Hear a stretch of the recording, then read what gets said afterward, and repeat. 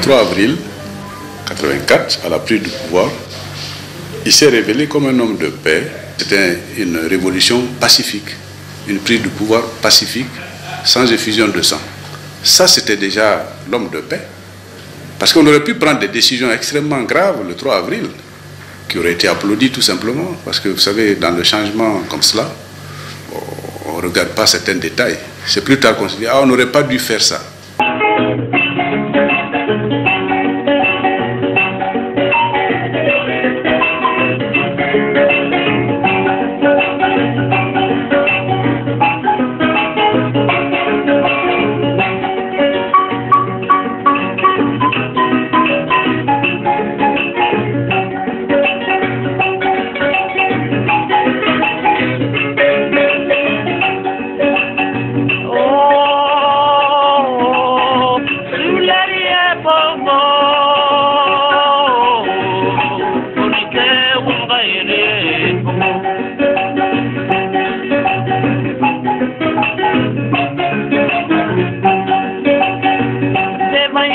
Le 3 avril 1984, à la prise du pouvoir, il s'est révélé comme un homme de paix.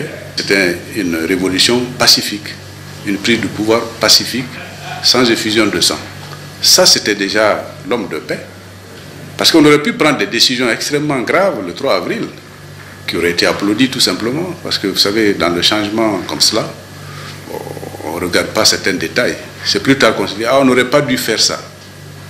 Mais très tôt, il s'est affirmé comme un homme de paix. Deuxièmement, il a évité, il s'est battu pour qu'il n'y ait pas de vengeance dans ce pays. Parce que vous savez, nous avons une histoire tumultueuse. Et beaucoup de gens qui avaient perdu les leurs, n'est-ce pas, au cours de différents complots, avaient des idées presque de revanche. Il s'est battu contre ça, pour qu'au contraire, nous puissions aller dans le sens du pardon. Pas de l'oubli, mais du pardon. Pour conserver justement la paix sociale dans ce pays. Afin qu'on regarde l'avenir avec plus de sérénité, qu'on construise l'avenir de la Guinée. Ça, c'est un acte de paix.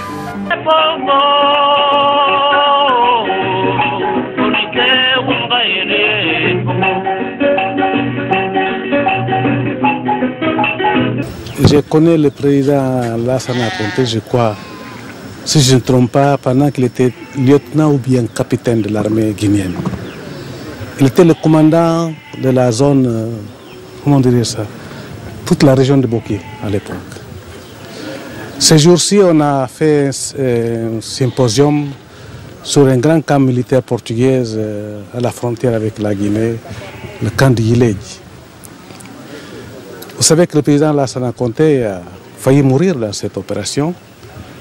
Et dès qu'il est arrivé, il y a son chauffeur même, qui une bombe portugaise, qu'on l'appelle bombe napalm, qui a coupé la tête.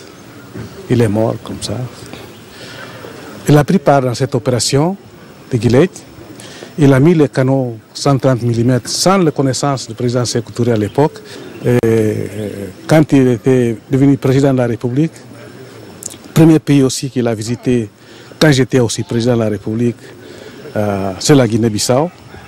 Et ensuite, pour dire que, comme j'ai dit tout à l'heure, pendant qu'il était à Boké, que moi j'étais déjà rentré après l'indépendance, il prenait la route de Boké jusqu'à Kébou, chez moi, à Bissau. Parfois, quand je sors de mon bureau pour arriver à la maison, je le trouve déjà à la maison. Donc, on dirait que parfois, ce n'est pas nécessaire d'être fils de même père, même mère, mais l'amitié renforce de tel ordre qu'on dépasse même cette amitié. De tout ce qu'il a fait pour le bien de son pays, de tout ce qu'il est en train de faire aussi pour la paix et la stabilité dans la sous-région, parce que nous savons tous ce que s'est passé, l'agression, c'est pas l'agression, mais les rebelles de la Sierra Leone, de Libéria. Il a su maintenir le peuple guinéen tout entier, il a su maintenir l'État guinéen tout entier. Donc, pour dire que vraiment c'est l'homme qui mérite d'être à la tête de la Guinée, que le peuple guinéen a choisi.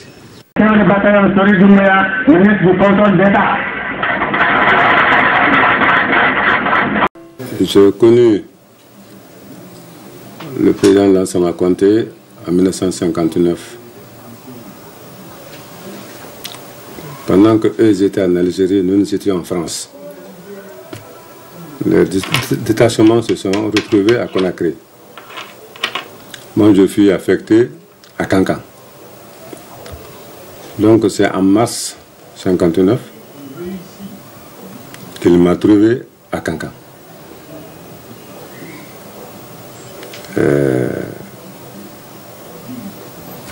Au mess des sous-officiers du camp, c'est là-bas qu'on a eu le premier contact. Il m'a salué, je lui ai répondu. Il m'a dit Nkoro Tanate.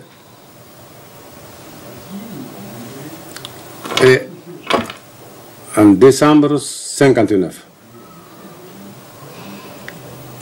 nous étions tous les deux sergents. Nous avons été affectés ensemble à Conakry, à l'état-major général, pour remplacer les camarades qui partaient en stage en Union soviétique.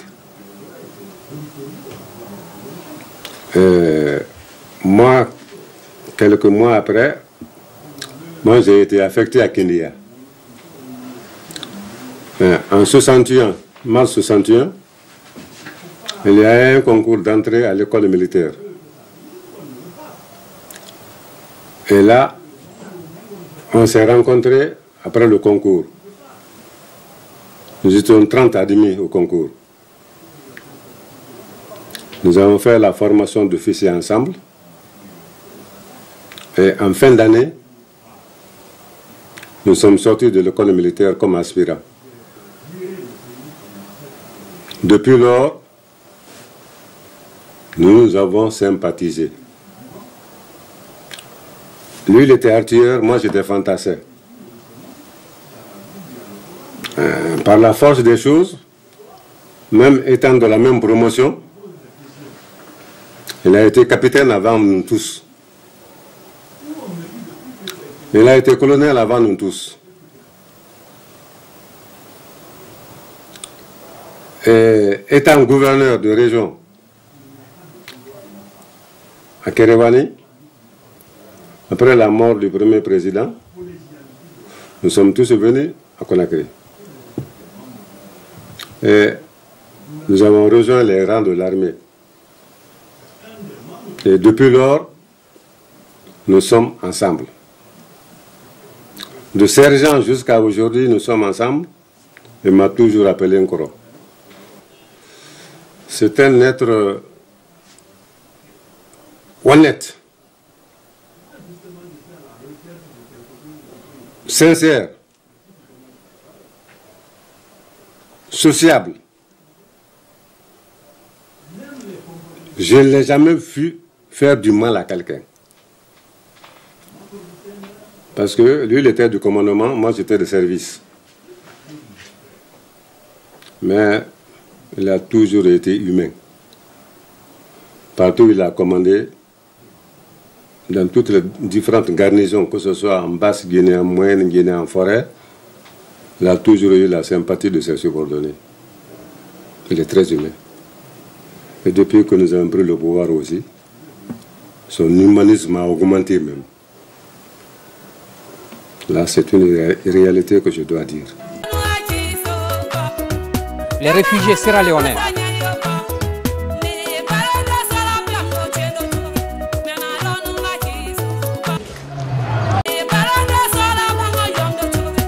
J'ai vu pour la première fois de près le général Lansana Conté dans le bureau du président Ahmed Sékou Touré, qui était un ami. Et le président Lansana Conté est venu pour rendre compte d'une mission importante qu'il avait accomplie en dehors de nos frontières au chef de l'État. Et quand il a quitté le bureau, le président Sékou Touré m'a dit de lui, c'est la deuxième fois que je le dis publiquement, c'est le seul qui est honnête au camp Samori. J'ai une confiance totale en lui. Quand je vais voir clair au camp, c'est lui que je fais venir. Et je tiens compte largement de ce qu'il me dit. Et il m'a parlé du président Conté. De ce qu'il m'a dit, je déduis en résumé que Conté a été un bon soldat, un grand soldat, un héros national en tant que militaire. C'est pourquoi d'ailleurs il est passé du grade de commandant à celui de colonel en récompense à sa fidélité à la République et à la patrie. Et il faut qu'on le dise, quelles que soient par ailleurs les évolutions, mais cela demeure à son actif pour l'histoire. Et je dois le dire parce que c'est un témoignage que je tiens de la bouche de l'illustre Ahmed Sékou Touré.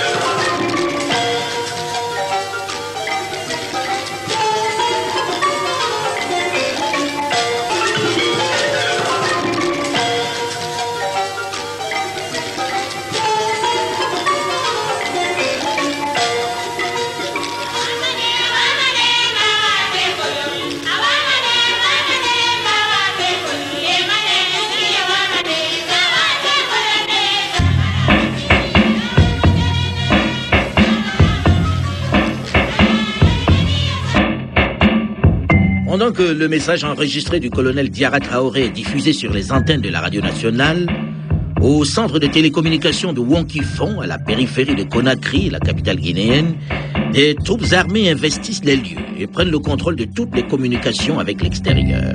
Et, curieusement, la déclaration de Diarra produit l'effet inverse dans le pays. Les hommes de troupes rejoignent rapidement leurs camps respectifs et se mettent en ordre pour défendre le pouvoir de Lansana Conté. La résistance s'organise aussitôt. Le colonel Diarra n'avait pas vraiment les troupes.